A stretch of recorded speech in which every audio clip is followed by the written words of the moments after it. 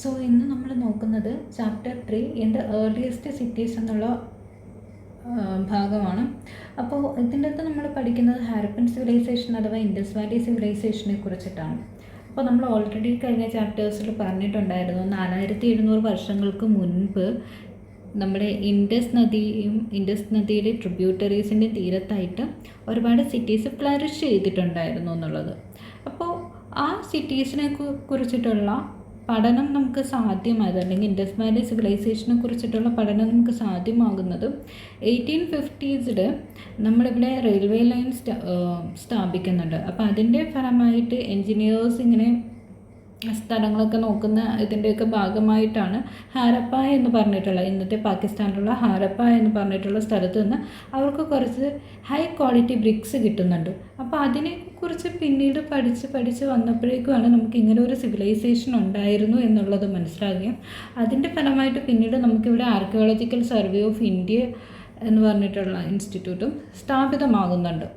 അപ്പോൾ ഇവിടെ നമ്മൾ ഈ ഒരു ചാപ്റ്ററിനകത്ത് നോക്കാൻ പോകുന്നത് ഈ ഓരോ സൈറ്റുകളും അതിൻ്റെ പ്രത്യേകതകൾ, അങ്ങനെയുള്ള കാര്യങ്ങൾ, ഹാരപ്പൻ പീപ്പിൾ എങ്ങനെയായിരുന്നു ജീവിച്ചിരുന്നത്, അവരുടെ ജീവിത രീതി, അതുപോലെയുള്ള കാര്യങ്ങളൊക്കെയാണ് നമ്മൾ ഈ ഒരു ചാപ്റ്ററിൻ്റെ അകത്ത് നോക്കുന്നത്. അപ്പോൾ ഈ സിറ്റീസിന് സ്പെഷ്യലായിട്ടുള്ളത് എന്തൊക്കെയാണ്, നമ്മൾ ഇതിൻ്റെ അകത്ത് കോമൺ ആയിട്ട് എല്ലാ സിറ്റീസിനും ജനറലി കോമൺ ആയിട്ടുള്ള കാര്യങ്ങൾ എന്തൊക്കെയാണെന്നുള്ളതാണ് നമ്മൾ നോക്കുന്നത്. അപ്പോൾ ഈ സിറ്റീസിലെയും രണ്ടോ അല്ലെങ്കിൽ അതിൽ കൂടുതലോ ഭാഗങ്ങളായിട്ട് എന്ത് ചെയ്തിട്ടുണ്ട്, ഡിവൈഡ് ചെയ്തിട്ടുണ്ട്. അപ്പോൾ അതിൻ്റെ അകത്ത് വെസ്റ്റിലുള്ള പാർട്ടിനെ നമ്മൾ സിറ്റാഡൽ എന്നാണ് വിളിച്ചിരുന്നത്. വെസ്റ്റിലുള്ള പാർട്ടിനെ സിറ്റാഡൽ എന്നായിരുന്നു വിളിച്ചിരുന്നത്. ഈ സിറ്റാഡലിൻ്റെ പ്രത്യേകത എന്ന് വെച്ചിട്ടുണ്ടെങ്കിൽ സിറ്റാഡൽ സ്മോൾ ആയിരിക്കും, ചെറുതായിരിക്കും, പക്ഷേ ഉയർന്ന തലത്തിലായിരിക്കും ഇത് ഉണ്ടാകുന്നത്. പിന്നെ നമ്മൾ പറയുകയാണെന്നുണ്ടെങ്കിൽ ഈസ്റ്റിലുള്ള ഭാഗം എന്ന് പറഞ്ഞിട്ടുണ്ടെങ്കിൽ വലുതായിരിക്കും, പക്ഷേ താഴ്ന്നായിരിക്കും ഉണ്ടാകുക. ഇതിനെയാണ് നമ്മൾ ലോവർ ടൗൺ എന്ന് വിളിക്കുന്നത്. അപ്പോൾ മെയിനിൽ പറയുന്നത് എന്താണെന്ന് വെച്ചിട്ടുണ്ടെങ്കിൽ ഈ സിറ്റാഡൽ എന്നൊക്കെ പറയുന്നത് ഇച്ചിരി ഹൈ ലെവലിലുള്ള ആൾക്കാർ താമസിച്ചെന്ന് വെച്ചാൽ, അല്ലെങ്കിൽ ഇമ്പോർട്ടൻ്റ് ആയിട്ടുള്ള ഇൻസ്റ്റിറ്റ്യൂഷൻ ഓഫീസേഴ്സ് ഒക്കെ ഉണ്ടായിരുന്ന അല്ലെങ്കിൽ ബിൽഡിങ്സ് ഒക്കെ ഉണ്ടായിരുന്ന ഇടങ്ങളെയാണ് സിറ്റാഡൽ എന്ന് പറയുന്നത്. ലോവർ ടൗൺ എന്ന് പറയുമ്പോൾ സാധാരണ ജനങ്ങൾ ജീവിച്ചിരുന്ന ഇടം. അപ്പോൾ ഈ സിറ്റാഡലിൻ്റെയൊക്കെ ആയാലും അല്ലെങ്കിൽ ഓരോ പാർട്ടിൻ്റെയും വാൾസ് എന്ന് പറയുന്നത് ബേക്കഡ് ബ്രിക്സ് വെച്ചിട്ടായിരുന്നു നിർമ്മിച്ചിരുന്നത്. അപ്പോൾ അതുകൊണ്ട് തന്നെ ബേക്കഡ് ബ്രിക്സ് കൊണ്ട് നിർമ്മിച്ചിരുന്നത് കൊണ്ട് തന്നെ ഇത് കുറേ നാൾ നീണ്ടു നിന്നിരുന്നു. അതുകൊണ്ടാണ് നമുക്ക് പിന്നീട് എക്സ്കവേഷൻസ് ഒക്കെ നടത്തുമ്പോൾ ഇതിനെക്കുറിച്ച് പഠിക്കാനായിട്ട് പറ്റിയത്. പിന്നെ ഈ ഇഷ്ടികകൾ ബേക്ക് ചെയ്തിരിക്കുന്നത് മാത്രമല്ല, ഇത് പാകിയിരിക്കുന്നത് ഇൻ്റർലോക്കിംഗ് പാറ്റേണിലാണ്. അപ്പോൾ ഇൻ്റർലോക്കിംഗ് പാറ്റേണിൽ ഇതിങ്ങനെ ലേ ചെയ്തിരിക്കുന്നതുകൊണ്ട് തന്നെ ഇതുകൊണ്ട് നിർമ്മിച്ചിരിക്കുന്ന മതിലുകളെന്ന് പറഞ്ഞിട്ടുണ്ടെങ്കിൽ വളരെയധികം സ്ട്രോങ്ങും ആയിരുന്നു. ഇനി ചില നമ്മൾ സിറ്റീസ് നോക്കുകയാണെങ്കിൽ നമ്മൾ ഓൾറെഡി പറഞ്ഞ പോലെ തന്നെ ചില സ്പെഷ്യൽ ബിൽഡിങ്സ് അല്ലെങ്കിൽ സ്പെഷ്യൽ ഇൻസ്റ്റിറ്റ്യൂഷൻസ് കാണാൻ പറ്റും. അതെല്ലാം നിർമ്മിച്ചിരിക്കുന്നത് സിറ്റാഡലിലാണ്. ഇപ്പോൾ എക്സാമ്പിൾ നമ്മൾ പറയുകയാണെങ്കിൽ മൊഹൻജദാരോ എന്ന് പറഞ്ഞിട്ടുള്ള സിറ്റി, ഈ മൊഹൻജദാരോയിലെ ഒരു സ്പെഷ്യലായിട്ടുള്ളൊരു ടാങ്ക് ഉണ്ട്. ആ ടാങ്കിനെ നമ്മുടെ ആർക്കിയോളജിസ്റ്റുകൾ വിളിക്കുന്നത് ഗ്രേറ്റ് ബാത്ത് എന്നാണ്. അപ്പോൾ ഈ ഗ്രേറ്റ് ബാത്ത് എന്ന് വെച്ചിട്ടുണ്ടെങ്കിൽ അതിൻ്റെ ഇഷ്ടിക കൊണ്ട് പാകി അതിൻ്റെ മേലെ പ്ലാസ്റ്റർ ചെയ്ത് അങ്ങനെ ഇത് വാട്ടർ ടൈറ്റ് ആക്കി നിർത്തിക്കൊണ്ടാണ് ഈ ഗ്രേറ്റ് ബാത്ത് എന്ന് പറഞ്ഞിട്ടുള്ള നിർമ്മിച്ചിട്ടുള്ളത്. പിന്നെ അത് കൂടാണ്ട് ഈ ഗ്രേറ്റ് ബാത്തിലേക്ക് ഇറങ്ങിച്ചെല്ലാൻ വേണ്ടിയിട്ട് നമ്മുടെ അതിൻ്റെ രണ്ട് സൈഡിൽ നിന്നും സ്റ്റെപ്പും ഉണ്ട്. രണ്ട് സൈഡിൽ നിന്നും സ്റ്റെപ്പുകളോട് കൂടിയിട്ടുള്ളതായിരുന്നു ഈ ഗ്രേറ്റ് ബാത്ത് എന്ന് പറയുന്നത്. പിന്നെ എല്ലാ സൈഡിലുമായിട്ടും റൂംസ് ഉണ്ട്. പിന്നെ നമ്മൾ പറയുകയാണെന്നുണ്ടെങ്കിൽ ഇതിലേക്ക് വെള്ളം എത്തിച്ചേരുന്നത് അടുത്തൊരു വെല്ലുണ്ട്. ആ വെല്ലിൽ നിന്നാണ് ഇതിലേക്ക് വെള്ളം എത്തിച്ചേരുന്നത്. ഇനി ഇത് ഉപയോഗിച്ചതിന് ശേഷം വെള്ളം ഒഴുകിപ്പോകാൻ വേണ്ടിയിട്ട് ഡ്രെയിനേജ് സിസ്റ്റം കൂടി ഇതിൻ്റെ അടുത്തായിട്ട് ഉണ്ടായിരുന്നു. പിന്നെ നമ്മൾ പറയുകയാണെന്നുണ്ടെങ്കിൽ ഈ ഒരു ഗ്രേറ്റ് ബാത്ത് മെയിൻലി യൂസ് ചെയ്തിരുന്നത് ഇമ്പോർട്ടൻ്റ് ആയിട്ടുള്ള ആളുകളാണ്. നമ്മൾ ഓൾറെഡി പറഞ്ഞു സിറ്റാഡൽ എന്ന് പറഞ്ഞിട്ടുണ്ടെങ്കിൽ ഹൈലി ഒരു സ്റ്റാറ്റസ് ഉള്ള ആൾക്കാരായിരുന്നു സിറ്റാഡലിൽ ജീവിച്ചിരുന്നത്. അതുകൊണ്ട് തന്നെ ഇമ്പോർട്ടൻ്റ് ആയിട്ടുള്ള ആൾക്കാർ നല്ല സ്പെഷ്യൽ ഒക്കേഷൻ, ഇപ്പോൾ എക്സാമ്പിൾ പറയുകയാണെങ്കിൽ എന്തെങ്കിലും ഒരു റിലീജിയസ് ഒക്കേഷൻ അതുപോലെയുള്ള സമയത്തൊക്കെ മുങ്ങിക്കുളിക്കാനൊക്കെ വേണ്ടിയിട്ടൊക്കെ ആയിരുന്നു ഈ ഒരു ടാങ്ക് യൂസ് ചെയ്തിരുന്നത്. പിന്നെ മറ്റ് സിറ്റീസ് എന്ന് പറയുമ്പോഴേക്കും അതിൻ്റെ അകത്ത് വരുന്നതാണ് കാളിബംഗനും ലോഥാളും. കാളിബംഗനിലും ലോഥാളിലും നമ്മൾ നോക്കുകയാണെന്നുണ്ടെങ്കിൽ ഫയർ അൽത്താർസ് ആണ് അവിടെ മെയിനായിട്ട് പറയുന്നത്. അവിടെ പ്രധാനമായിട്ട് സാക്രിഫൈസസ് ഒക്കെ ആയിരുന്നു പെർഫോം ചെയ്തിരുന്നത്. പിന്നെ ഉള്ള സിറ്റീസ് എന്ന് പറഞ്ഞിട്ടുണ്ടെങ്കിൽ ഇപ്പോൾ മോഹൻജദാരോ, ഹാരപ്പ, ലോഥൽ, ഇവിടെയൊക്കെ പ്രധാനമായിട്ട് നമ്മൾ പറയുന്നത് സ്റ്റോർ ഹൗസസ്, വളരെ ഇലാബറേറ്റ് ആയിട്ടുള്ള സ്റ്റോർ ഹൗസസ് ഉണ്ടായിരുന്ന സിറ്റീസ് ആയിരുന്നു നമ്മുടെ മോഹൻജദാരോ, ഹാരപ്പ, ലോഥാൾ എന്നൊക്കെ പറഞ്ഞിട്ടുള്ളത്.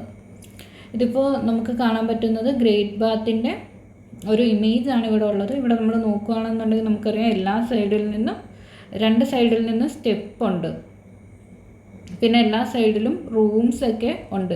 ഈ ഡ്രസ്സൊക്കെ ചേഞ്ച് ചെയ്യണം അതുപോലുള്ള കാര്യങ്ങൾക്കൊക്കെ വേണ്ടിയിട്ടാവാം ഈ റൂംസ് ഉള്ളത്. പിന്നെ ഇതിലേക്ക് എന്ത് ചെയ്യുന്നുണ്ട്, തൊട്ടടുത്തൊരു വെല്ലിൽ നിന്ന് ഇവിടേക്ക് വെള്ളം നിറച്ചിട്ടാണ് സ്പെഷ്യൽ ഒക്കേഷൻസിൽ അവർ കുളിക്കുകയൊക്കെ ചെയ്തിരുന്നത്. ഇനി ഇവിടെ തന്നെ നമ്മൾ നോക്കുകയാണെന്നുണ്ടെങ്കിൽ ഇവിടെ ഒരു മാപ്പ് കൊടുത്തിട്ടുണ്ട്. അപ്പോൾ നമ്മുടെ സബ് കോണ്ടിനെൻറ്റിലുള്ള ഏർലിയസ്റ്റ് സിറ്റീസിൻ്റെ ഒരു മാപ്പാണ് ഇവിടെ തന്നിട്ടുള്ളത്. അതിൻ്റെ അകത്ത് പ്രധാനപ്പെട്ടതാണ് മൊഹൻജദാരോ, ചാൻഹുദാരോ, ധോലാവീര, സുർക്കറ്റോഡ, ലോഥാൽ, നമ്മൾ നേരത്തെ പറഞ്ഞ ഹാരപ്പയാണ് ആദ്യമായിട്ട് എക്സ്കവേറ്റ് ചെയ്ത ഇൻഡസ് സൈറ്റ് എന്ന് പറയുന്നത്. പിന്നെ രാഖിഗഡി, കാളിബംഗൻ, ഗൻവേരിവാല. ഇപ്പോൾ രാഖിഗഡിയൊക്കെ റീസെൻ്റ്ലി ന്യൂസിൻ്റെ അകത്ത് ഉണ്ടായിരുന്നതായിരുന്നു. അപ്പോൾ ആ പ്രദേശങ്ങളൊക്കെ നോക്കുക. ചാൻഹുദാര, ധോലാവീരയൊക്കെ നമ്മുടെ ബഡ്ജറ്റിൻ്റെ അകത്തും പറഞ്ഞിട്ടുള്ള ഹാരപ്പൻ സൈറ്റ്സൊക്കെ ആയിരുന്നു. അപ്പോൾ അതിനൊക്കെ പറ്റിയിട്ടുള്ള ഒന്ന് ഇൻഫർമേഷൻസ് കളക്ട് ചെയ്ത് വെക്കുന്നത് നല്ലതായിരിക്കും.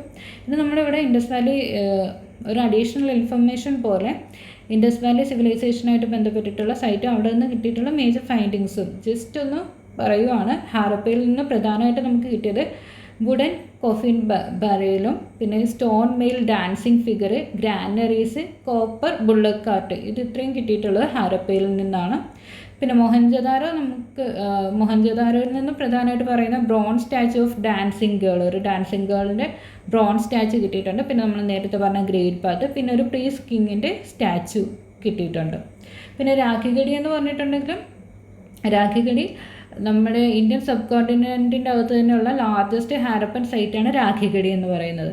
അത് ഇമ്പോർട്ടൻ്റ് ആയിട്ടുള്ളൊരു കറണ്ട് അഫയേഴ്സ് കൂടിയാണ്. കാരണം എന്തെന്ന് വെച്ചിട്ടുണ്ടെങ്കിൽ റീസെൻ്റ്ലി ഉള്ള എക്സ്കവേഷൻസിന് മുന്നേ ഒരു മൊഹൻജദാരോ ആയിരുന്നു ലാർജസ്റ്റ് ഹാരപ്പൻ സൈറ്റായിട്ട് പറഞ്ഞിരുന്നത്. പക്ഷേ രാഖിഗഡിയാണ് ഇപ്പോൾ ലാർജസ്റ്റ് ഹാരപ്പൻ സൈറ്റായിട്ട് വരുന്നത്. ഇനി കാളിബംഗൻ എന്ന് പറയുമ്പോൾ അവിടുത്തെ പ്രധാനപ്പെട്ട ഫൈൻഡിങ്സ് നമുക്ക് കിട്ടിയിട്ടുള്ള എവിഡൻസ് കിട്ടിയിട്ടുള്ള ഫയർ അൽത്താസ് ആണ്. പിന്നെ ഗൻവേരിവാല എന്ന് പറഞ്ഞിട്ടുണ്ടെങ്കിൽ നമ്മുടെ ഈ അർബൻ സെൻറ്റേഴ്സിൽ തന്നെ മേജർ അർബൻ സെൻറ്റേഴ്സ് ഉണ്ട്. ഇപ്പോൾ ഹാരപ്പ, മൊഹൻജദാരോ, രാഖിഗഡി, ധോലാവീര അതുപോലെയുള്ള മേജർ അർബൻ സെൻറ്റേഴ്സിൽ 5ാമത്തെ മേജർ അർബൻ സെൻറ്ററാണ് ഗൻവേരിവാല എന്ന് പറയുന്നത്. ചാൻഹുദാരോ എന്ന് പറഞ്ഞിട്ടുള്ള പ്ലേസ് കൂടുതൽ ഇമ്പോർട്ടൻ്റ് ആവുന്നത് ബാങ്കിൾ ഫാക്ടറിക്കും. പിന്നെ ചാൻഹുദാരോയുടെ മറ്റൊരു പ്രത്യേകത എന്ന് പറഞ്ഞിട്ടുണ്ടെങ്കിൽ സിറ്റാഡൽ ഇല്ലാത്ത ഒരു ഹാരപ്പൻ സൈറ്റാണ് ചാൻഹുദാരോ എന്ന് പറയുന്നത്. നമ്മൾ പറഞ്ഞു ഓൾമോസ്റ്റ് എല്ലാ സിറ്റീസ് എന്ത് ചെയ്തിട്ടുണ്ട്, 2 പാർട്ടുണ്ട്. വെസ്റ്റിലുള്ള പാർട്ട് സിറ്റാഡൽ എന്നും ഈസ്റ്റിലുള്ള പാർട്ടിനെ ലോവർ ടൗൺ എന്ന് വിളിച്ച് ഇങ്ങനെ ഇതിൻ്റെ അകത്ത് സിറ്റാഡൽ എന്ന് പറഞ്ഞിട്ടുള്ളൊരു പാർട്ട് ഇല്ലാത്ത ഹാരപ്പൻ സൈറ്റാണ് ചാൻഹുദാരോ എന്ന് പറയുന്നത്. ഇനി അടുത്തത് ധോലാവീര മെയിനായിട്ടും ഫേമസ് ആകുന്ന അവിടുത്തെ വാട്ടർ മാനേജ്മെൻറ്റ് സിസ്റ്റം കൊണ്ടാണ്. പിന്നെ അവിടെ നിന്ന് നമുക്ക് ഇൻഡസ്ക്രിപ്റ്റുള്ള സൈൻ ബോർഡ് ലഭിച്ചിട്ടുണ്ട്. പിന്നെ ഈ ധോലാവീരയുടെ പ്രത്യേകത എന്ന് പറഞ്ഞിട്ടുണ്ടെങ്കിൽ ഈ ധോലാവീര നമ്മൾ ബാക്കിയുള്ളിടത്ത് സിറ്റാഡലും ലോവർ ടൗണും ഉണ്ടെന്നാണ് പറഞ്ഞത്, 2 പാർട്ടാണ് പറഞ്ഞത്. പക്ഷേ ധോലാവീരയിൽ മാത്രം 3 പാർട്ടുണ്ട്. സിറ്റാഡലുണ്ട്, മിഡിൽ ടൗൺ ഉണ്ട്, ലോവർ ടൗൺ ഉണ്ട്. ഇനി സിറ്റാഡൽ ഇല്ലാത്തത് ചാൻഹുദാരയും 3 പാർട്ടായിട്ട് ഡിവൈഡ് ചെയ്തിട്ടുള്ളത് ധോലാവീരയുമാണ്. പിന്നെ അടുത്ത സുർക്കറ്റോഡ എന്ന് പറഞ്ഞിട്ടുണ്ടെങ്കിൽ അവിടെ നിന്നാണ് നമ്മുടെ ഹോഴ്സിൻ്റെ ബോൺസിൻ്റെ റെമനൻസ് നമുക്ക് സുർക്കറ്റോഡയിൽ നിന്ന് കിട്ടിയിട്ടുണ്ട്. പിന്നെ ലോഥാൽ ഫേമസ് ആണ്, ആർട്ടിഫിഷ്യൽ ഡോക്യാർഡിന് ഫേമസ് ആണ്. പിന്നെ ലോഥാലിനെ തന്നെ നമ്മൾ മാഞ്ചസ്റ്റർ ഓഫ് ഹാരപ്പൻ സിവിലൈസേഷൻ എന്നാണ് ലോഥാലിനെ അറിയപ്പെടുന്നത്. ലോഥാലിനെ അങ്ങനെ അറിയപ്പെടാനുള്ള കാരണം തന്നെ അവിടുത്തെ കോട്ടൺ കോട്ടൺ ട്രേഡായിട്ട് ബന്ധപ്പെട്ടത് കൊണ്ടാണ് ലോത്താലിനെ നമ്മൾ മാഞ്ചസ്റ്റർ ഹാരപ്പൻ സിവിലൈസേഷൻ എന്ന് വിളിക്കുന്നത്. അപ്പോൾ ഇതൊരു അഡീഷണൽ ഇൻഫർമേഷൻ പോലെ ഒന്ന് പറഞ്ഞതേ ഉള്ളൂ. ഇനി അടുത്ത നമ്മൾ നോക്കാൻ പോകുന്നത് നമ്മുടെ ഹാരപ്പൻ സൈറ്റ്സ് അല്ലെങ്കിൽ ഇൻഡസ് വാലി സൈറ്റ്സിൻ്റെ അവിടെയുള്ള ഹൗസസ് എങ്ങനെയായിരുന്നു, ഡ്രെയിൻസ്, സ്ട്രീറ്റ്സ്, ഇതിൻ്റെയൊക്കെ പ്രത്യേകതയാണ് നമ്മൾ നോക്കാൻ പോകുന്നത്. അപ്പോൾ ജനറലി നമ്മൾ നോക്കുകയാണെന്നുണ്ടെങ്കിൽ ഹൗസസ് ഒന്നെങ്കിൽ ഒരു നിലയോ അല്ലെങ്കിൽ 2 നിലയോ ഉള്ള രീതിയിലാണ്. പിന്നെ ഒരു നടുമുറ്റം ഉണ്ടായിരിക്കും. നടുമുറ്റത്തിന് ചുറ്റുമായിരിക്കും റൂംസ് എല്ലാം നിർമ്മിച്ചിരിക്കുന്നത്. പിന്നെ പറയുകയാണെന്നുണ്ടെങ്കിൽ മോസ്റ്റ്ലി മിക്ക ഹൗസസും അതിൻ്റെ അവിടെ തന്നെ സെപ്പറേറ്റ് ആയിട്ടുള്ളൊരു ബാത്തിങ് ഏരിയ ഉണ്ടായിരിക്കും. പിന്നെ ചില വീടുകളിലാണെന്നുണ്ടെങ്കിൽ വെള്ളം സപ്ലൈ ചെയ്യാൻ വേണ്ടിയിട്ട് കിണറുകളും ഉണ്ടാകും. പിന്നെ നമ്മൾ ഈ സിറ്റീസിൽ നോക്കുകയാണെന്നുണ്ടെങ്കിൽ ഇതിൽ ഒട്ടുമിക്ക സിറ്റീസിലും ഡ്രെയിൻസ് ഉണ്ട്, അതിൻ്റെ സംവിധാനമുണ്ട്. അപ്പോൾ അവർ അത്രയും ഭയങ്കര കെയർഫുള്ളായിട്ടാണ് എന്ത് ചെയ്തിരിക്കുന്നത്, ഈ ഓരോ കാര്യങ്ങളും ചെയ്തിരിക്കുന്നത്. പിന്നെ നമ്മൾ നോക്കുകയാണെങ്കിൽ നമ്മളിപ്പോൾ ഈ ഒരു ഫിഗർ നമ്മൾ നോക്കുകയാണെന്നുണ്ടെങ്കിൽ ഇത് നേരെയായിട്ടാണ് ഇവർ ഈ ബ്രിക്സ് എല്ലാം വെച്ചിരിക്കുന്നത്. പക്ഷേ ഇവിടെ നമ്മൾ ശ്രദ്ധിച്ച് നോക്കുകയാണെങ്കിൽ നമുക്കറിയാം ഇതിനൊരു ചെറിയൊരു ചരിവുണ്ട്. അപ്പോൾ അങ്ങനെ ഒരു ചരിവ് അങ്ങനെ വെച്ചിരിക്കുന്നത് എന്തിനാണെന്ന് വെച്ചിട്ടുണ്ടെങ്കിൽ അതിലൂടെ വെള്ളം ഈസി ആയിട്ട് ഫ്ലോ ചെയ്യാൻ സാധിക്കും. അതുകൊണ്ടാണ് അങ്ങനെ ഒരു ചരിവ് അവർ വെച്ചിരിക്കുന്നത്. പിന്നെ നമ്മൾ നോക്കുകയാണെന്നുണ്ടെങ്കിലും നമ്മുടെ വീടുകളിലുള്ള ഡ്രെയിൻസിനെ എന്ത് ചെയ്തിട്ടുണ്ട്, സ്ട്രീറ്റിലുള്ള ഡ്രെയിൻസായിട്ട് കണക്ട് ചെയ്തിട്ടുണ്ട്. അതായത് ചെറിയ ചെറിയ ഡ്രെയിന്, ഇപ്പോൾ ഓടകൾ എന്ത് ചെയ്യുന്നുണ്ട്, ഇപ്പോൾ ഓരോ വീടിൽ നിന്നുള്ള ഈ ചെറിയ ചെറിയ ഓടകൾ വന്നിട്ട് എന്ത് ചെയ്യുന്നുണ്ട്, ഒരു വലിയ ഡ്രെയിൻ ഇതുമായിട്ട് കണക്ട് ചെയ്തിട്ടുണ്ട്. പിന്നെ നമ്മൾ നോക്കുകയാണെന്നുണ്ടെങ്കിൽ ഈ ഡ്രെയിനേജ് സിസ്റ്റം അല്ലെങ്കിൽ ഈ ഒരു ഡ്രെയിൻ ഏരിയ എന്ന് പറഞ്ഞിട്ടുണ്ടെങ്കിൽ അവിടെ അതിന് ഈ ഓടകൾ എന്ത് ചെയ്തിട്ടുണ്ട്, മൂടിയിട്ടുണ്ട്, നല്ല രീതിയിൽ കവർ ചെയ്തിട്ടുണ്ട്. പിന്നെ റെഗുലറായിട്ടുള്ള ഇൻ്റർവെൽസിൽ വന്നിട്ട് ഈ ഹോൾസൊക്കെ ഇൻസ്പെക്റ്റും ചെയ്തിട്ടുണ്ട്. പിന്നെ നമ്മൾ നോക്കുകയാണെന്നുണ്ടെങ്കിലും ഇതിൻ്റെ അകത്ത് നമ്മൾ നോക്കുമ്പോൾ നമുക്ക് മനസ്സിലാക്കാൻ സാധിക്കുന്നത് എന്താണെന്ന് വെച്ചിട്ടുണ്ടെങ്കിൽ ഇപ്പോൾ ഹൗസസ് ആയാലും ഡ്രെയിൻസ് ആയാലും സ്ട്രീറ്റ്സ് ആയാലും ഇതെല്ലാം വളരെ പ്ലാൻഡ് ആയിട്ടുള്ള ഒന്നാണ്. കാരണം ഇല്ലാന്നുണ്ടെങ്കിൽ ഇത്രയും അവർക്ക് എഫക്റ്റീവായിട്ടൊരു കാര്യം ചെയ്യുവാനായിട്ട് സാധിക്കത്തില്ല. അത്രയും വെൽ എക്സിക്യൂട്ടഡ് ആയിട്ടാണ് ഹാരപ്പൻ പീപ്പിൾ ഓരോ കാര്യങ്ങളും ചെയ്തിട്ടുള്ളത്. പിന്നെ പറയുന്നത് ഇതെല്ലാം മേ ബി ഒരേ സമയത്ത് തന്നെ ആയിരിക്കാം നിർമ്മിച്ചിരിക്കുന്നത്. അതുകൊണ്ടായിരിക്കാം ഇതെല്ലാം ഒരേ പാറ്റേണിൽ തന്നെ നമുക്ക് കാണുവാനായിട്ട് സാധിക്കുന്നത് എന്നാണ് പറയുന്നത്. ഇതെല്ലാം അസംഷൻസ് ആണ്. കാരണം നമുക്ക് കിട്ടിയ എവിഡൻസ് വെച്ചിട്ട് നമ്മൾ കൺസ്ട്രക്ട് ചെയ്തിട്ടുള്ളതാണ്. ഇനി ഓരോ എവിഡൻസ് കിട്ടുന്നതിനനുസരിച്ചിട്ട് നമുക്ക് ഓരോ കാര്യങ്ങളിലും പിന്നീട് മാറ്റങ്ങളുണ്ടാകും. ഹിസ്റ്ററി എന്ന് പറയുമ്പോൾ തന്നെ അങ്ങനെയാണ്. ഇനി ഹാരപ്പൻ സിറ്റിയിലുള്ള ജീവിതം എങ്ങനെയായിരുന്നു എന്നുള്ളത്. അപ്പോൾ വളരെ ബിസി ആയിട്ടുള്ളൊരു പ്ലേസാണ് ഹാരപ്പൻ സിറ്റി എന്ന് പറയുന്നത്. അപ്പോൾ ആളുകളെന്ന് പറഞ്ഞിട്ടുണ്ടെങ്കിലും ചില ആൾക്കാർ ആണെന്നുണ്ടെങ്കിൽ സ്പെഷ്യൽ ബിൽഡിങ്സ് ഒക്കെ കൺസ്ട്രക്റ്റ് ചെയ്യുന്നതിൻ്റെ അകത്ത് തിരക്കായിരുന്നു. അപ്പോൾ അവർ ചിലപ്പോൾ പ്രോബബ്ലി അവിടുത്തെ റൂളേഴ്സ് ആയിരിക്കാം. അപ്പോൾ ഈ റൂളേഴ്സ് എന്ത് ചെയ്യുന്നുണ്ട്, കുറേ ആൾക്കാർ ഈ മെറ്റൽസിന് വേണ്ടിയിട്ടും പ്രീഷ്യസ് സ്റ്റോൺസ് കളക്ട് ചെയ്യുന്നതിനൊക്കെ വേണ്ടിയിട്ട് ഓരോ സ്ഥലങ്ങളിലേക്ക് ദീർഘദൂര സ്ഥലങ്ങളിലേക്കൊക്കെ പറഞ്ഞു വിടുന്നുണ്ട്. അപ്പോൾ അവരെന്ത് ചെയ്യുന്നുണ്ട്, ഈ പറഞ്ഞു വിടുന്നവർ ഇവർ പോയിട്ട് എന്ത് ചെയ്യുന്നുണ്ട്, ഓരോ വാല്യുബിൾ ആയിട്ടുള്ള ഒബ്ജക്ട്സ് ഒക്കെ കളക്ട് ചെയ്തുകൊണ്ട് വരുന്നുണ്ട്. ഇപ്പോൾ ഓർണമെൻറ്റ്സ് ആണെങ്കിൽ ഗോൾഡിൻ്റെ ഓർണമെൻറ്റ്സ്, സിൽവറിൻ്റെ ഓർണമെൻറ്റ്സ്, പിന്നെ നല്ല നല്ല മുത്തുകൾ, അതുപോലെയുള്ളതൊക്കെ കൊണ്ടുവരുന്നുണ്ട്. പിന്നെ നമ്മൾ നോക്കുകയാണെന്നുണ്ടെങ്കിൽ ഈ ഹാരപ്പൻ പീരീഡിൽ തന്നെ സ്ക്രൈബ്സ് ഉണ്ടായിരുന്നു. സ്ക്രൈബ്സ് എന്ന് വെച്ചിട്ടുണ്ടെങ്കിൽ എഴുതാൻ അറിയാവുന്നവർ. അപ്പോൾ ഈ എഴുതാൻ അറിയാവുന്ന ഈ സ്ക്രൈബ്സാണ് ഈ സീൽസൊക്കെ പ്രിപ്പയർ ചെയ്യുന്നതിന് വേണ്ടിയിട്ട് ഹെൽപ്പ് ചെയ്തിരുന്നത്. പിന്നെ അതുപോലെ തന്നെ ചിലപ്പോൾ അവർ വേണമെങ്കിൽ മറ്റുള്ള മെറ്റീരിയൽസിലും എഴുതിയിട്ടുണ്ടാകും, പക്ഷെ അതധികം സർവൈവ് ചെയ്തിട്ടില്ല. പിന്നെ നമ്മൾ നോക്കുകയാണെന്നുണ്ടെങ്കിൽ ചില സ്ത്രീകളും പുരുഷന്മാരും അവർ ക്രാഫ്റ്റ് പേഴ്സൺസ് ആയിരുന്നു. അപ്പോൾ അവർ എന്താ ചെയ്യുന്നതെന്ന് വെച്ചിട്ടുണ്ടെങ്കിൽ അവരുടെ വീടുകളിൽ അല്ലെങ്കിൽ സ്പെഷ്യലായിട്ടുള്ള വർക്ക്ഷോപ്പിൽ നിന്നുകൊണ്ട് അവർ ഓരോരോ സാധനങ്ങൾ ഉണ്ടാക്കിയൊക്കെ ചെയ്തിരുന്നേച്ചു. പിന്നെ നമ്മൾ നോക്കുമ്പോഴേക്കും ഈ പല ദീർഘദൂര യാത്രകളൊക്കെ നടത്തിയിരുന്ന വെച്ചാൽ തിരിച്ചു വരുമ്പോഴേക്കും ഒന്നെങ്കിൽ റോ മെറ്റീരിയൽസ് കൊണ്ടോ അല്ലെങ്കിൽ എന്തെങ്കിലും കഥകളൊക്കെ ആയിട്ടാണ് വരുന്നത്. അങ്ങനെ അവരുടെ ജീവിതം എന്ന് പറഞ്ഞിട്ടുണ്ടെങ്കിൽ വളരെ തിരക്ക് പിടിച്ചൊരു ജീവിതമായിരുന്നു ഹാരപ്പൻ ജനത. പിന്നെ അവർ കുറേ ടെറാക്കോട്ട ടോയ്സ് ഒക്കെ നിർമ്മിച്ചിട്ടുണ്ട്. അപ്പോൾ അതിൻ്റെയൊക്കെ എവിഡൻസ് നമുക്ക് കിട്ടിയിട്ടുണ്ട്. അപ്പോൾ ആ ടോയ്സ് കിട്ടിയതിൽ നിന്ന് നമുക്ക് മനസ്സിലാക്കാൻ പറ്റുന്നത് കുട്ടികൾ ചിലപ്പോൾ ഇത് വെച്ചിട്ട് കളിച്ചിട്ടുണ്ടാകും എന്നുള്ള ഒരിത്. അപ്പോൾ അവർ എൻ്റർടൈൻമെൻറ്റിനൊക്കെ പ്രാധാന്യം കൊടുത്തിട്ടുണ്ട് എന്നുള്ളതാണ് നമ്മളവിടെ മനസ്സിലാക്കേണ്ടത്. ഓക്കെ, ഇനി ഇവിടെ നമ്മൾ നോക്കുകയാണെന്നുണ്ടെങ്കിൽ ഇതാണ് ടെറാക്കോട്ട ടോയ്സ് ഹാരപ്പൻ പീപ്പിൾ നിർമ്മിച്ചിട്ടുള്ളത്. പിന്നെ ഇവിടെ ഇത് ഹാരപ്പൻ സീലാണ് ഈ കാണിച്ചിരിക്കുന്നത്. ഇനി നമ്മൾ നോക്കാൻ പോകുന്നത് ഹാരപ്പൻ സിറ്റീസിലുള്ള ക്രാഫ്റ്റ്സ് എങ്ങനെയായിരുന്നു എന്നുള്ളത്, അതായത് അവരുണ്ടാക്കിയ സാധനങ്ങളൊക്കെ. അപ്പോൾ അതിനു വേണ്ടി ഇവർക്ക് ഈ ഓരോ സാധനങ്ങളും ഉണ്ടാക്കുന്നതിന് വേണ്ടിയിട്ട് പല റോ മെറ്റീരിയൽസ് ആവശ്യമായിട്ട് വന്നിട്ടുണ്ട്. അപ്പോൾ ആർക്കിയോളജിസ്റ്റ് അവരുടെ പര്യവേക്ഷണത്തിൻ്റെ ഭാഗമായിട്ട് കുറേ സാധനങ്ങൾ കണ്ടെത്തിയിട്ടുണ്ട്. അപ്പോൾ അതിൻ്റെ അകത്ത് സ്റ്റോണ് കൊണ്ടുള്ളത്, ഷെല്ല് കൊണ്ടുള്ളത്, മെറ്റൽ കൊണ്ടുള്ളത്. മെറ്റൽ എന്ന് പറയുമ്പോൾ ഇപ്പോൾ കോപ്പർ, ബ്രോൺസ്, ഗോൾഡ്, സിൽവർ ഇതൊക്കെ കൊണ്ടുള്ള പല ഒബ്ജക്റ്റുകളും ഇവർ കണ്ടെത്തിയിട്ടുണ്ട്. അപ്പോൾ അതിൻ്റെ അത് കോപ്പറും ബ്രോൺസും പ്രധാനമായിട്ട് അവർ ടൂൾസ്, വെപ്പൺസ്, ഓർണമെൻറ്റ്സ്, വെസൽസ് ഒക്കെ നിർമ്മിക്കുന്നതിന് വേണ്ടിയിട്ടാണ് കോപ്പറും ബ്രോൺസും മെയിൻലി യൂസ് ചെയ്തിരുന്നത്. ഗോൾഡും സിൽവറും ഓർണമെൻറ്റ്സും വെസൽസും നിർമ്മിക്കുന്നതിന് വേണ്ടിയിട്ടാണ് ഗോൾഡും സിൽവറും മെയിൻലി യൂസ് ചെയ്തിരുന്നത്. പിന്നെ നമ്മൾ നോക്കുകയാണെന്നുണ്ടെങ്കിൽ ഹാരപ്പൻ ജനത അവർ സ്റ്റോണിൽ നിന്നും സീൽസ് നിർമ്മിച്ചിരുന്നു. ഇനി ഈ സീൽസ് എന്ന് പറയുന്നത് ജനറലി റെക്റ്റാങ്കുലറാണ്. എല്ലാം റെക്റ്റാങ്കുലർ ആണെന്നല്ല, ജനറലി റെക്റ്റാങ്കുലറാണ്.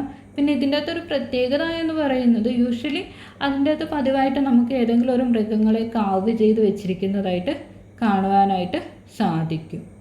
പിന്നെ ഹാരപ്പൻ ജനത അവർ പോട്ട്സ് ഒക്കെ നിർമ്മിച്ചിട്ടുണ്ട്. അപ്പോൾ അതിൻ്റെ അകത്ത് ഒരു ബ്ലാക്ക് ഡിസൈൻസ് ഒക്കെ കൊടുത്ത് വളരെ മനോഹരമായിട്ടാണ് അവർ ആ പോട്ട്സ് ഒക്കെ നിർമ്മിച്ചിരുന്നത്. അപ്പോൾ ആ പോട്ട്സിൻ്റെയൊക്കെ പടം നമുക്ക് കാണുവാനായിട്ട് സാധിക്കും. പിന്നെ ഇവിടെ നമ്മൾ നോക്കുകയാണെന്നുണ്ടെങ്കിൽ ഇവിടെ നമുക്ക് സ്റ്റോൺ വെയ്റ്റ്സിൻ്റെ ഒരു പിക്ചർ തന്നിട്ടുണ്ട്. അപ്പോൾ അത് കാണുമ്പോൾ തന്നെ നമുക്കറിയാം അവരുടെ ആ ഒരു പ്രിസിഷൻ, കൃത്യത, എത്ര എക്സാക്റ്റ് ഇതിപ്പോൾ കറക്റ്റായിട്ടാണ് അവരത് ചെയ്തിരിക്കുന്നത് എന്നുള്ളത്. അപ്പോൾ ഇതിൻ്റെ അകത്തുള്ള ഈ സ്റ്റോൺ വെയ്റ്റ് എന്ന് പറഞ്ഞിട്ടുണ്ടെങ്കിൽ അത് നിർമ്മിച്ചിരിക്കുന്നത് ചേർട്ട് എന്ന് പറഞ്ഞിട്ടുള്ളൊരു ടൈപ്പ് സ്റ്റോൺ വെച്ചിട്ടാണ് ഈ ഒരു സ്റ്റോൺ വെയ്റ്റ്സ് നിർമ്മിച്ചിട്ടുള്ളത്. അപ്പോൾ വല്ല പ്രീഷ്യസ് സ്റ്റോൺസോ അല്ലെങ്കിൽ മെറ്റൽസോ അതിൻ്റെ തൂക്കം നോക്കാൻ വേണ്ടിയിട്ടായിരിക്കാം മേ ബി ഇവർ ഇത് യൂസ് ചെയ്തിട്ടുണ്ടാവുക. പ്രോബബ്ലി സാധ്യതയാണ് പറയുന്നത്. പിന്നെ നമുക്ക് റൈറ്റ് സൈഡിൽ ഇവിടെ നോക്കുകയാണെന്നുണ്ടെങ്കിൽ നമുക്കിവിടെ ബീഡ്സ് ഒക്കെ കാണുവാനായിട്ട് സാധിക്കുന്നുണ്ട്. അപ്പോൾ ഈ ബീഡ്സ് മിക്കതും നിർമ്മിച്ചിരിക്കുന്നത് കർണേലിയൻ എന്ന് പറഞ്ഞിട്ടുള്ളൊരു മനോഹരമായിട്ടുള്ളൊരു റെഡ് സ്റ്റോൺ വെച്ചിട്ടാണ് ഈ ബീഡ്സ് നിർമ്മിച്ചിട്ടുള്ളത്. ഈ മാലയും അതുപോലെയുള്ള കാര്യങ്ങളൊക്കെ നിർമ്മിച്ചിരിക്കുന്നത്. അപ്പോൾ അത് കട്ട് ചെയ്ത് ഷേപ്പ് ചെയ്ത് പോളിഷ് ചെയ്ത് എന്നിട്ട് അതിൻ്റെ അകത്ത് തുളക്കിയിട്ട് അവർ അത്രയും വൈദഗ്ധ്യം അവർക്കുണ്ടായിരുന്നു, അത്രയും സ്പെഷ്യലൈസേഷൻ, അത്രയും സ്കിൽഡ് ആയിരുന്നു അവരെന്ന് നമ്മൾ ഓർക്കുക. പിന്നെ നമ്മൾ നോക്കുകയാണെങ്കിൽ നമുക്കിവിടെ ഇപ്പുറത്തെ സ്റ്റോൺ ബ്ലേഡ്സ് ഒക്കെ കാണാൻ പറ്റും. പിന്നെ ഇവിടെ നമ്മൾ നോക്കുകയാണെങ്കിൽ ട്രീസ്റ്റിൻ്റെ സ്റ്റാച്ചു. അപ്പോൾ ഇതൊരു സ്റ്റോൺ സ്റ്റാച്ചു ആണ്. അപ്പോൾ ഇവിടെ നമുക്ക് നോക്കുകയാണെന്നുണ്ടെങ്കിൽ നമുക്ക് ഇവിടെ ഇദ്ദേഹം ധരിച്ചിരിക്കുന്ന ഈ ഒരു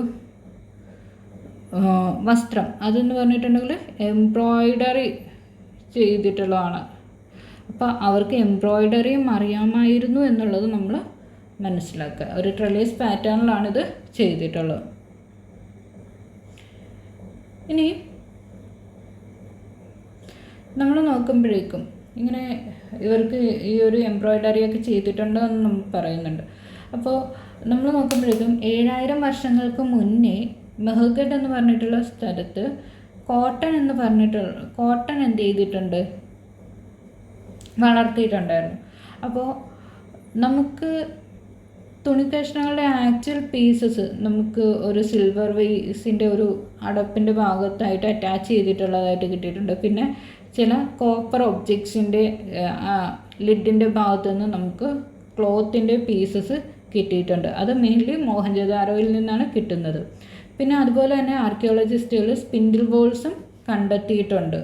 അപ്പോൾ അത് ഈ സ്പിൻഡിൽ വോൾസ് എന്ന് പറഞ്ഞിട്ടുണ്ടെങ്കിൽ അത് നിർമ്മിച്ചിട്ടുള്ളത് ടെറാക്കോട്ടയും ഫൈൻസ് വെച്ചിട്ടാണ് ഈ സ്പിൻഡിൽ വോൾസ് നിർമ്മിച്ചിട്ടുള്ളത്. അത് നൂല് നൂൽക്കാൻ വേണ്ടിയിട്ടാണ് ഈ സ്പിൻഡിൽ വോൾസ് യൂസ് ചെയ്തിട്ടുള്ളത്. ഇനി ഫയൻസ് എന്ന് പറഞ്ഞിട്ടുണ്ടെങ്കിലും ഇപ്പോൾ സ്റ്റോണും ഇപ്പോൾ ഷെല്ലെന്നൊക്കെ പറയുന്നത് നമുക്ക് നാച്ചുറലി ലഭിക്കുന്നതാണ്. പക്ഷേ ഫയൻസ് എന്ന് പറഞ്ഞിട്ടുണ്ടെങ്കിൽ ഒരു ആർട്ടിഫിഷ്യൽ മെറ്റീരിയലാണ്. ഫയൻസ് എന്ന് പറയുന്നത് ഒരു ആർട്ടിഫിഷ്യൽ മെറ്റീരിയലാണ്. അതായത് ഇപ്പം നമ്മൾ ഈ ക്വാർട്സൊക്കെ പൗഡർ ചെയ്തിട്ട് അല്ലെങ്കിൽ സാൻഡൊക്കെ എന്ത് ചെയ്യുന്നു, ഷേപ്പ് ആക്കിയിട്ട് ഒരു ഗം യൂസ് ചെയ്ത് ഒരു ഒബ്ജക്റ്റിൻ്റെ ഇതാക്കി മാറ്റും. എന്നിട്ട് അതിനെ ഗ്ലേസിങ് ഒക്കെ ചെയ്ത് ഒരു ഷൈനി ഫിഗറാക്കി മാറ്റും. അപ്പോൾ അങ്ങനെ ആക്കി മാറ്റിയിട്ട് യൂസ് ചെയ്യുന്ന ഒരു ടൈപ്പ് ആർട്ടിഫിഷ്യൽ മെറ്റീരിയലാണ് ഫെയാൻസ് എന്ന് പറയുന്നത്. അത് പ്രധാനമായിട്ട് യൂസ് ചെയ്യുന്നത് ബീഡ്സ് നിർമ്മിക്കാനും ബാംഗിൾസൊക്കെ നിർമ്മിക്കാനും അങ്ങനെയുള്ള കാര്യങ്ങൾക്കൊക്കെ വേണ്ടിയിട്ടാണ് ഫെയാൻസ് യൂസ് ചെയ്യുന്നത്. അപ്പോൾ ഫെയാൻസ് എന്ന് പറയുന്നത് ഒരു ആർട്ടിഫിഷ്യലി പ്രൊഡ്യൂസ്ഡ് മെറ്റീരിയൽ ആണെന്നുള്ളത് ഓർക്കുക. പിന്നെ നമ്മൾ ഓൾറെഡി പറഞ്ഞു ഇവർ സ്പെഷ്യലിസ്റ്റുകളായിരുന്നു എന്നുള്ളത് നമുക്ക് പറയാൻ പറ്റും. നമുക്ക് ഇവിടെ തന്നെ ഈ ഒരു ബേർഡഡ് ഈ ഒരു സ്റ്റാച്ചു നോക്കുമ്പോൾ തന്നെ എത്ര കൃത്യമായിട്ടാണ് അവർ ആ താടിയൊക്കെ കൊടുത്തിട്ടുള്ളത്. അതുപോലെ അങ്ങനെയുള്ള ഓരോ കാര്യങ്ങളും നമ്മൾ ആ ബീഡ്സിൻ്റെ ഇത് തന്നെ കണ്ടു. ഈ ഓർണമെൻറ്റ്സിൻ്റെ അകത്തൊക്കെ ആയാലും നമുക്ക് അവരുടെ ആ ഒരു കൃത്യത അല്ലെങ്കിൽ ആ ഒരു വൈദഗ്ധ്യം, അവരുടെ നൈപുണ്യമാണ് നമുക്ക് മനസ്സിലാക്കാനായിട്ട് സാധിക്കുന്നത്. ഇനി ഇവർക്ക് ഇതൊക്കെ നിർമ്മിക്കണമെന്നുണ്ടെങ്കിൽ നമ്മൾ ഓൾറെഡി പറഞ്ഞ പോലെ തന്നെ റോ മെറ്റീരിയൽസ് വേണം. അപ്പോൾ അതിന് വേണ്ടിയിട്ട് പലയിടത്തേക്കും ആളുകളേക്ക് അയച്ചിരുന്നു. പിന്നെ റോ മെറ്റീരിയൽസ് എന്ന് പറഞ്ഞിട്ടുണ്ടെങ്കിൽ അത് എപ്പോഴും നാച്ചുറലി ലഭിക്കുന്നത് മാത്രമല്ല റോ മെറ്റീരിയൽസ് എന്ന് പറയുന്നത്. ഈവൻ എന്താണ് നമ്മൾ ആർട്ടിഫിഷ്യലി പ്രൊഡ്യൂസ് ചെയ്യുന്നത് ആകാം. ഇപ്പോൾ ഫാമേഴ്സ് പ്രൊഡ്യൂസ് ചെയ്യുന്നത് അല്ലെങ്കിൽ ഹെർഡേഴ്സ് പ്രൊഡ്യൂസ് ചെയ്യുന്ന കാര്യങ്ങൾ റോ മെറ്റീരിയൽസ് ആയിട്ട് മാറും. പിന്നീട് ഇതിനെ എന്ത് ചെയ്യുന്നു, ഒരു ഫിനിഷ്ഡ് പ്രോഡക്റ്റാക്കി മാറ്റുകയാണ് ചെയ്യുന്നത്. ഇപ്പോൾ കോട്ടൺ എന്ന് പറയുന്നത് ഫാമേഴ്സ് പ്രൊഡ്യൂസ് ചെയ്യുന്ന ഒന്നാണ്. അത് റോ മെറ്റീരിയലായിട്ട് യൂസ് ചെയ്തിട്ടാണ് നമ്മൾ എന്ത് നിർമ്മിക്കുന്നത്, തുണി ഉണ്ടാക്കുന്നത്. ഇനി ഹാരപ്പൻസ് യൂസ് ചെയ്തിരുന്ന വെച്ചാൽ റോ മെറ്റീരിയൽസ് എന്ന് പറഞ്ഞിട്ടുണ്ടെങ്കിൽ ലോക്കലി അവൈലബിൾ ആയിട്ടുള്ളതാണ്. പിന്നെ ചില ഇത് മാത്രം അവരെന്ത് ചെയ്തിട്ടുണ്ട്, ഡിസ്റ്റൻറ്റ് പ്ലേസസിൽ നിന്ന് ദൂരപ്രദേശങ്ങളിൽ നിന്ന് അവർ കൊണ്ടുവന്നിട്ടുമുണ്ട്. അപ്പോൾ കോപ്പർ, ടിൻ, ഗോൾഡ്, സിൽവർ എന്നൊക്കെ പറഞ്ഞിട്ടുള്ള പിന്നെ മറ്റ് പ്രീഷ്യസ് സ്റ്റോൺസൊക്കെ അവർക്ക് ഡിസ്റ്റൻറ്റ് പ്ലേസസിൽ നിന്ന് അവർക്ക് മേടിക്കേണ്ടതായിട്ട് വന്നിട്ടുണ്ട്. ഇതിൻ്റെ അകത്ത് നമ്മൾ നോക്കുകയാണെന്നുണ്ടെങ്കിൽ ഹാരപ്പൻസിന് പ്രോബബിലിറ്റിയാണ് ഇതിൻ്റെ അകത്ത് കൂടുതലായിട്ട് പറയുന്നത്, സാധ്യതയാണ് പറയുന്നത്. ഹാരപ്പൻസ് കോപ്പർ അവർക്ക് ലഭിച്ചിരുന്നത് രാജസ്ഥാനിൽ നിന്നും അതുപോലെ തന്നെ ഒമാനിൽ നിന്നുമായിരിക്കും. ഒമാനിൽ നിന്നുമാണ്. ടിന്നെന്ന് പറഞ്ഞിട്ടുള്ളത് ലഭിച്ചിട്ടുള്ളത് അഫ്ഗാനിസ്ഥാനിൽ നിന്നും ഇറാനിൽ നിന്നാണ്. ഈ ടിന്നെന്ന് പറയുന്നത് ടിന്നും കോപ്പറും കൂടി ചേർത്തിട്ടാണ് ബ്രോൺസ് നിർമ്മിക്കുന്നത്. അപ്പോൾ ഈ ബ്രോൺസ് വെച്ചിട്ട് അവർ ഈ ബ്രോൺസ് സ്റ്റാച്ചു ഒക്കെ ഇതാക്കുമല്ലോ, അതിന് അവരുടെ ആ ഒരു ടെക്നിക്കിനെ നമ്മൾ വിളിക്കുന്നതാണ് ലോസ്റ്റ് വാക്സ് ടെക്നിക്ക് എന്നൊക്കെ പറയാം. അത് ഇന്നും ഫേമസ് ആയിട്ടുള്ളതാണ്. അത് ഇന്നും ഫേമസ് ആയിട്ടുള്ള ആ ഒരു ടെക്നിക്ക് പണ്ട് ഹാരപ്പൻ ജനതയ്ക്ക് അറിയാവുന്നതായിരുന്നു എന്നുള്ളത് കൂടെ നമ്മൾ ഈ ഒരു സമയത്ത് ഓർക്കണം. ഇനി അടുത്തത് നമ്മൾ നോക്കുന്നത് ഗോൾഡ് മെയിൻലി അവർക്ക് ലഭിച്ചിരുന്നു വെച്ചത് കർണാടകയിൽ നിന്നാണ്. പിന്നെ പ്രീഷ്യസ് സ്റ്റോൺസ് എന്ന് പറയുമ്പോൾ അത് ഗുജറാത്ത്, ഇറാൻ, അഫ്ഗാനിസ്ഥാൻ ഈ പ്രദേശങ്ങളിൽ നിന്നൊക്കെ ആയിരുന്നു അവർക്ക് ഹാരപ്പൻ ജനതയ്ക്ക് ലഭിച്ചിരുന്നത്. ഇനി നമ്മളിവിടെ നോക്കുകയാണെന്നുണ്ടെങ്കിൽ സിറ്റീസിലുള്ള ആൾക്കാർ ഇവർക്ക് എങ്ങനെയായിരുന്നു ഫുഡ് ഇവർക്ക് ലഭിച്ചിരുന്നത് എന്നുള്ളതാണ് നമ്മൾ നോക്കുന്നത്. അപ്പോൾ ഇവർക്ക് വേണ്ടിയിട്ടുള്ള ഫുഡൊക്കെ നൽകിയിരുന്നത് തൊട്ടടുത്തുള്ള പ്രാന്തപ്രദേശങ്ങളിലുള്ള ആളുകളായിരുന്നു എന്ത് ചെയ്തിരുന്നത്, ഫാമേഴ്സ്, ഹെർഡേഴ്സൊക്കെ ആയിരുന്നു ഇവർക്ക് വേണ്ടുന്ന കാര്യങ്ങളൊക്കെ എത്തിച്ചിരുന്നത്.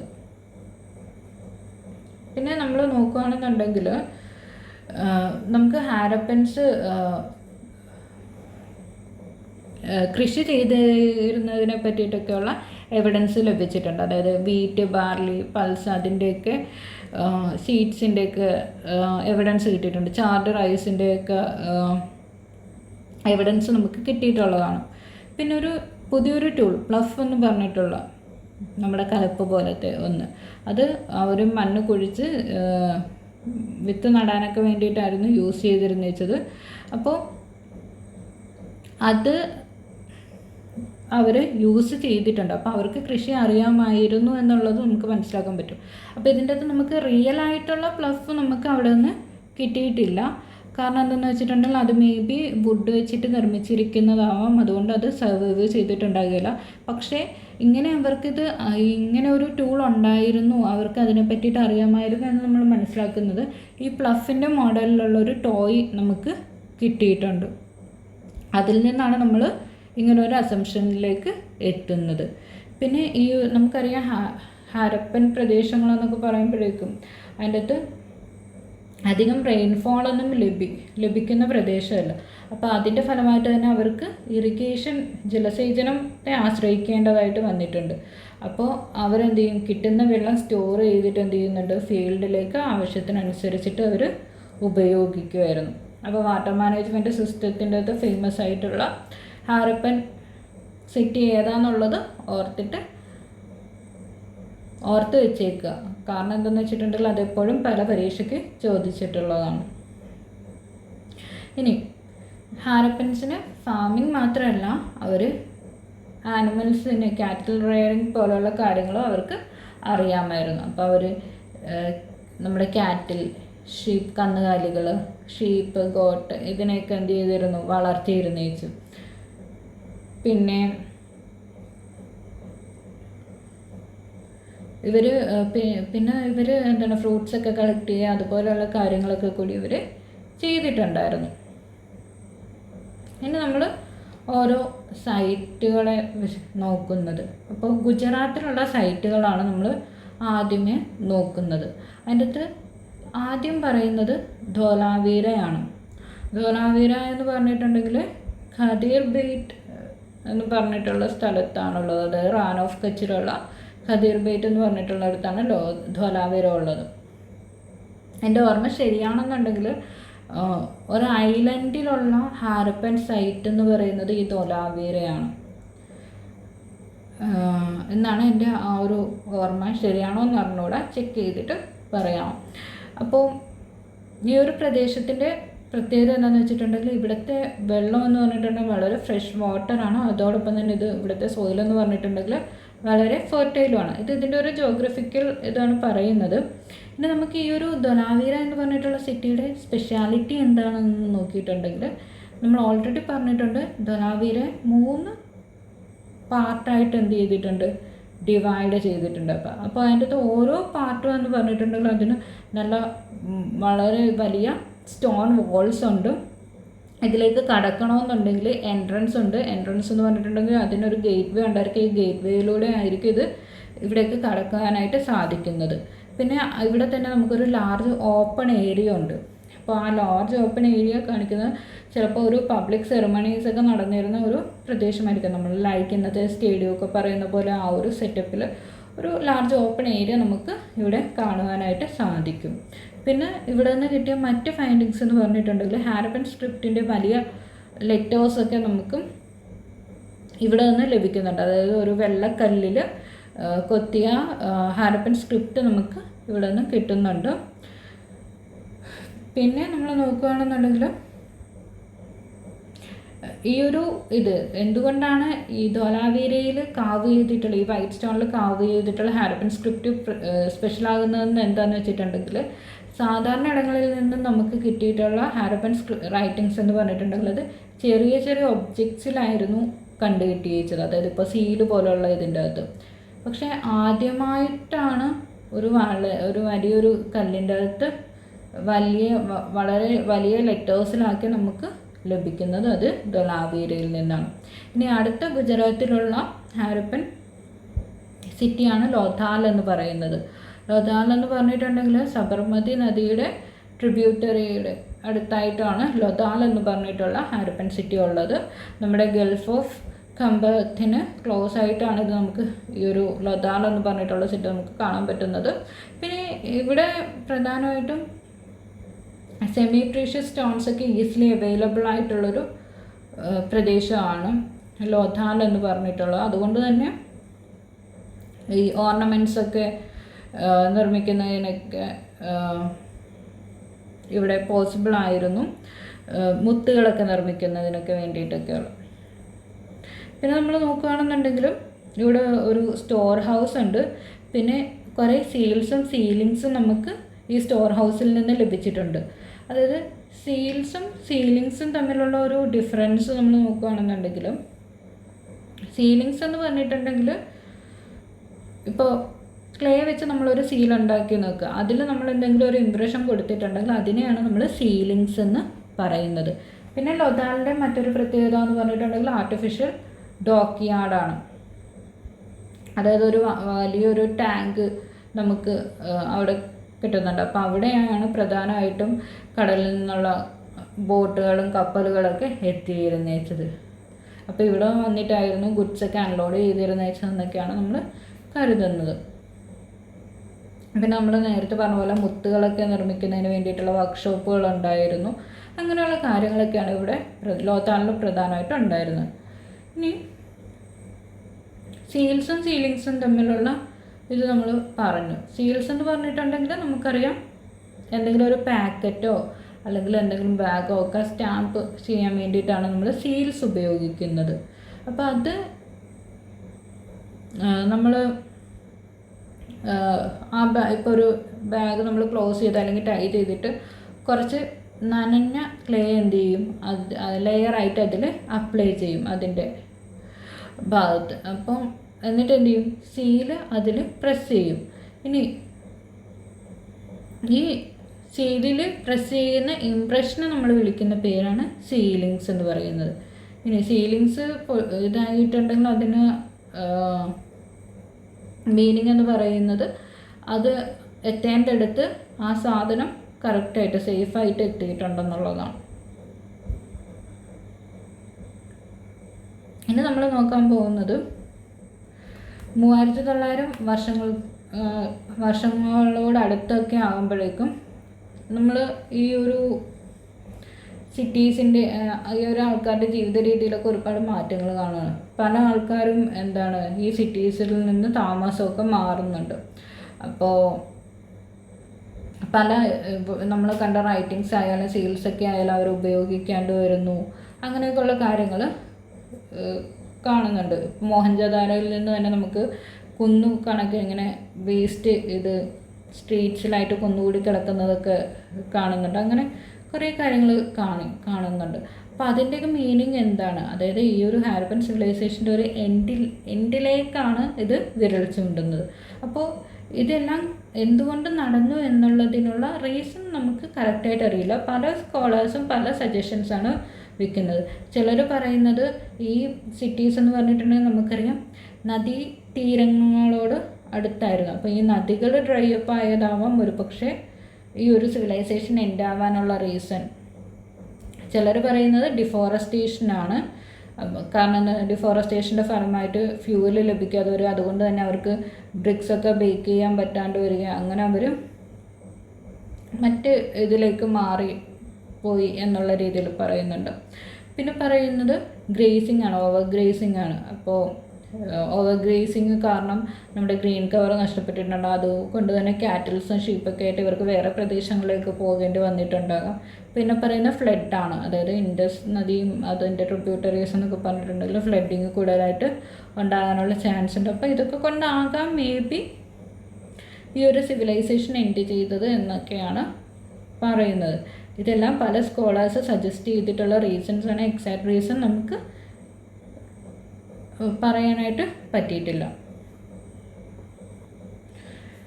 പിന്നെ ചിലർ പറയുന്നത് റൂളേഴ്സിന് അവരുടെ ആ ഒരു കൺട്രോൾ നഷ്ടപ്പെട്ടതാകാം ഇങ്ങനെ ഒരു